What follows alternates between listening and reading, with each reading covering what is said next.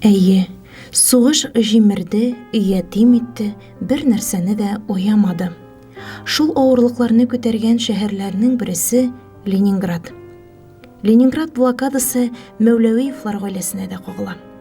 Төп чыгышы белән Тупой авылыннан булган Мәгъдәния Мәүләвиева ике бөртек кызы Рәйсә һәм Рәзинәне алып, Ладога күле аркылы чыгып, Ленинград боҗрасыннан котылып, туган ягына әйләнеп кайта. Гомер юлдашы Мирсәет танкист була. Сугыш барган яланнан Мәгъдәния ханымга бары тик аның хәбәрсез югалуы хакында гына хат килеп төшә. Тол калган хатын тормышның ачысын төшесен кичереп, ялгызы гына кызларын аякка бастыра. Сугыш афәтеннән котылган мәлдә бары тик 2 яшь ярымлык кына булган Рәзинә Мирсәет кызы әнисе сүзләреннән хәтердә калганнары. Сугыштан соң авыр еллар хакында безгә дә сөйләп узды. Минем әткәй Ленинградта яшәгәннәр 12 ел. Шунда 34 елны апа туган, 39 башында 28 декабрендә мин туганмын. Шунда әткәй 12 ел яшәгәннәр. Немисләр инде Ленинградты камап алгач, бер ай бомбага тотканнар. Без шунда инде айда подвалда ашка интегеп, ашка әнкәй тудашаган, аптырап, онан су эчкән, шешенгән, сирләгән, шуннан әнкәйне әткәй танкист булган, яраланып больницага эләккән. Әнкәй шул күрше хатыны әткәй кырына алып барган, Мирсәет больницага кирде дип яраланып дип. Әткәй терелеп чыккан, обратно нигә алынган, сугышка алынган. Шуннан инде әткәй ашамаган адыкларын ничә көн яткандыр. Ашамаган адыкларынды алып кайткан инде әнкәй, җыеп биргән әткәйнең. Шуннан әнкәй әйтә, көнне бер шакмак шикәр суырып, 10 көнгә җиткердек, атаңнан алып кайткан адыкларны ди инде.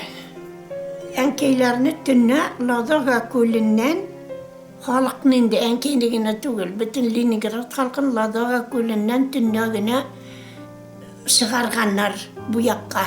Солдатларны суда ди басып торырлар иде, су эчендә саклап. Шуннан бер җефәкчәлемне ди, bir буханка пегә бирдем ди. Аннан кайдан ничек нәмәгә утырып кайтканнардыр. Әнкәй Дөмәйдә инәсе белән бер туган апасы Дөмәйдә. Шул Дөмәйгә кайтканнар әнкәйләр. Июнь айында кайтканнар, 42 елны әнкәйләр. Әткәй сугышта? Әткәй сугышта. Өйгә кайткач инде әткәйнең неизвестный пропал дигән известияниясе килгән. Тупыйны кыбылга әнкәй итеп чыгаша.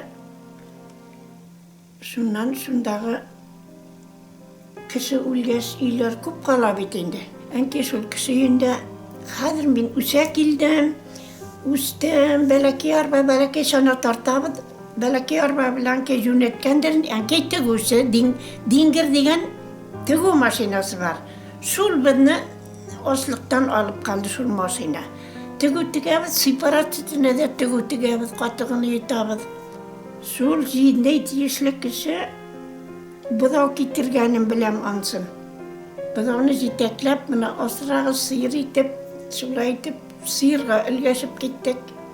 Урак белән мин көчем җиткәч, урак белән урып, бәләкәй белән юнәткән инде ул. Külkəlәп шуны чики өйгә алып кайтам, ташыйм. Шуннан аны лапас түгәсе булгандыр инде. Җиргә куеп киптереп, шулай итеп пешәнәдерәп, шулай итеп юнәлеп яшәп кителгән әнкәй. Әнкәй сезне ялгызы гына үстердеме? Ялгыз булмай, бик күп сорарлар. Урындагы кешеләр дә сорап карады, әнкәй тормышка чыкмады жаңадан. Без 2 җәтим, аман җәтим була бит инде. Рәзинә Мирсәет кызының гомере кеше чагыннан ук хезмәттә уза. Гомер юлдашы итеп тыпый авылы егете Зиннур Фәзлетдин улын сайлый ул. Алар 3 кызга гомер бүләк итеп тормыш юлына чыгаралар. Ленинград блокадачысы Резина ханым бүген кече кызы Гөлназ һәм кияүе Эльберт тәрбиясендә. Алар белән гомер кичерә. Җир җирендә яшәгән бөтен бәндәләргә дә инде Ходаем киң ризыклар белән, кайгысыз хәсрәтсез тәм тазалыклары белән гомер итәргә насип булсын. Йотланмаганнарын йотландырып, хәләл никахларын укытып, шулай итеп эшләрен эшләп, таза булып, шатланып гомер итәргә язсын һәр барча бәндәләргә. Яшьләргә надиман, картларына да, бөтен бәндәләргә теләсен. Бөек Ватан сугышы ветеранына ныклы сәламәтлек, озын гомер, хәерле картлык теләп калабыз.